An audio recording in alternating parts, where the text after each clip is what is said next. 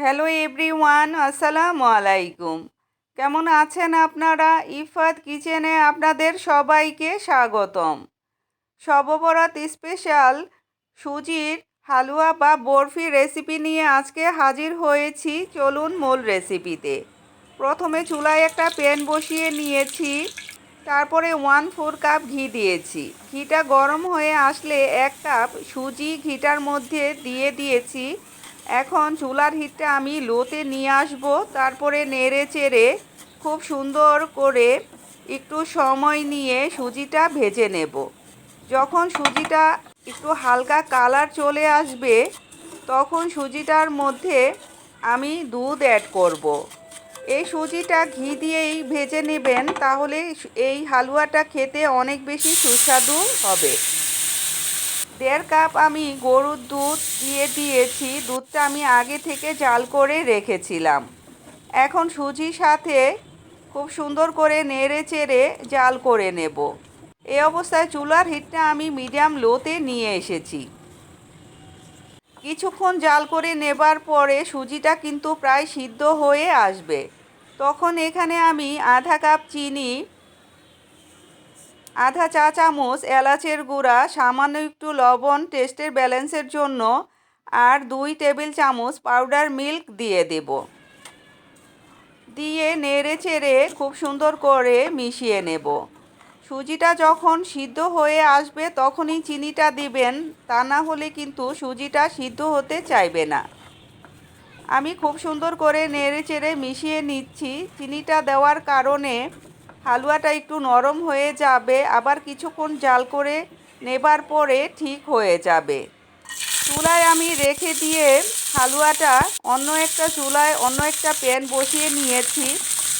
1 table চামচ ঘি দিয়েছি, তারপরে 1 টেবিল চামচ করে কিশমিশ, বাদাম আর কাজু বাদাম কুচি দিয়ে মিডিয়াম লো হিটে হালকা কালার করে ভেজে নিয়ে উঠিয়ে নিচ্ছি। তার থেকে 1 চা চামচ বাদাম কুচি আর কিশমিশ এখানে দিয়ে দেব। দিয়ে নেড়ে চেড়ে খুব সুন্দর করে মিশিয়ে নেব। এই হালুয়াটা খেতে যে কতটা সুস্বাদু লাগে বন্ধুরা, না খেলে বুঝতেই পারবেন না। একদিন হলো এই রেসিপি ফলো করে তৈরি করে খেয়ে দেখবেন, আশা করি অনেক ভালো লাগবে। গরম অবস্থায় আমি যে পাত্রে হালুয়াটা সেট করব সরাসরি সেই পাত্রে তুলে নিয়েছি। এখন একটা স্প্যাচুলারের সাহায্যে খুব সুন্দর করে হালুয়াটা সেট করে নিচ্ছি। তারপরে আগে থেকে ভেজে রাখা কিশমিশ আর বাদাম কুচিগুলো উপরে দিয়ে দেব।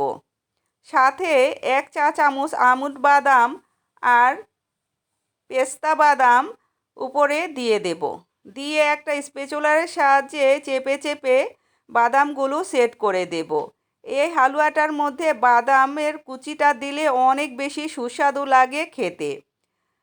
তারপরে হালুয়াটা আমি পুরোপুরিভাবে ঠান্ডা করে নেব। ঠান্ডা হয়ে গেলে একটা নাইফের সাহায্যে আমি খুব সুন্দর করে বরফি করে কেটে নেব।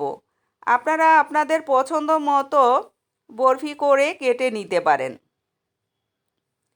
আমি কেটে দেখাচ্ছি আপনাদেরকে। দেখেন হালুয়াটা কত সুন্দরভাবে সেট হয়েছে। অবশ্যই ট্রাই করবেন, আশা করি আপনাদের অনেক ভালো লাগবে। দেখেন মাশাআল্লাহ কতটা লোভনীয় হয়েছে হালুয়াটা। যাই হোক, ভালো থাকবেন, সুস্থ থাকবেন, আমার জন্য দোয়া করবেন। দেখা হবে ইনশাআল্লাহ নতুন কোনো রেসিপিতে। আল্লাহ হাফেজ।